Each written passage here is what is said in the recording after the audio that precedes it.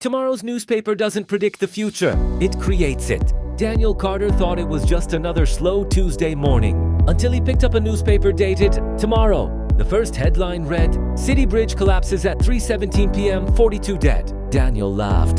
The date was impossible. The story was impossible. But at exactly 3:17 p.m., his phone exploded with breaking news alerts. The bridge had just collapsed, exactly as the newspaper had described. Then Daniel noticed one final sentence printed at the bottom of the page. The next victim is reading this newspaper.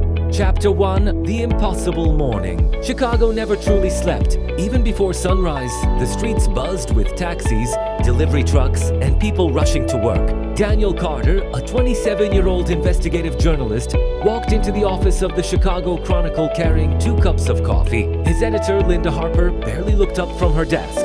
Late again. Daniel smiled. Only 3 minutes. 3 minutes is still late. She tossed a folder onto his desk. City Council meeting. Daniel sighed. Another corruption story? Linda nodded. Unless you can find something more interesting?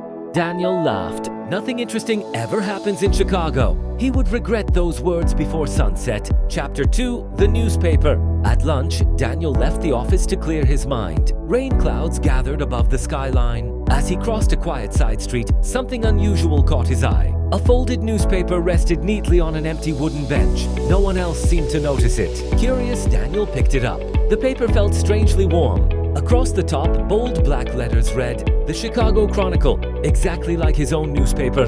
But the date froze him in place, October 16th. Tomorrow, he frowned. Printing mistake. He opened the front page. The first headline read, "Historic Bridge Collapse Kills 42. His smile disappeared. The article described every detail. The time, the location, even eyewitness quotes. It looked completely authentic. Daniel checked his phone. Today's date was October 15th.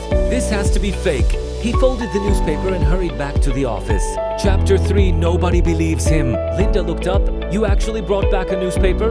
Daniel placed it on her desk. "Look at the date." She glanced at it. "So, it's tomorrow's edition." Linda rolled her eyes. "Someone printed a fake copy." Daniel pointed to the article. "Look at this." She skimmed the story. "Bridge collapse? It hasn't happened yet." Linda laughed. "If you're trying to scare me, you're doing a terrible job." Daniel frowned. "What if it isn't fake?" She slid the newspaper back. "Then tomorrow we'll both be rich." Daniel wasn't smiling anymore. Something felt wrong, very wrong. Chapter 4, the first headline. At exactly 3:12 p.m., Daniel drove toward the bridge mentioned in the article. Traffic moved normally. Families crossed the sidewalks. Nothing looked dangerous. Maybe Linda was right. Maybe it was just an elaborate prank. He checked his watch. 3:16 p.m. Nothing. Daniel laughed to himself. "I can't believe A deafening crack echoed through the air. The center section of the bridge split apart. Cars plunged into the river below. People screamed. Concrete collapsed in massive clouds of dust. Daniel stood frozen. His watch read 3:17 p.m. Exactly like the newspaper. Emergency sirens filled the city. His phone vibrated non-stop. Breaking news. Bridge collapse confirmed. Multiple casualties. Daniel slowly looked down at the newspaper still clutched in his hand. Every word had come true. Chapter 5, The Hidden Envelope. His hands trembled as he unfolded the paper again. Something hadn't been there before. A small black envelope, sealed with dark red wax. His name was written across the front. Daniel Carter. He stared. No. He carefully broke the seal. Inside was a single object, an old black diary. Its leather cover was cracked with age. A strange silver symbol glowed faintly on the front. The moment Daniel touched it, the city around him became silent. The sirens disappeared. The wind stopped. Even the smoke froze in the air. The diary opened by itself. Black ink slowly spread across the first page. One sentence appeared. "Tomorrow has already been written." Daniel tried to close the diary. It wouldn't move. Another sentence appeared beneath it. "But you can still choose who dies." Daniel's heart pounded. What does that mean? As if answering him, the newspaper flipped to the next page on its own.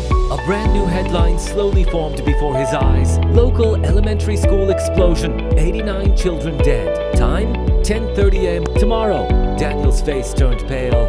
"No, I'm not letting this happen." But at the bottom of the article, one final line appeared in blood-red letters. "Changing the future always has a price."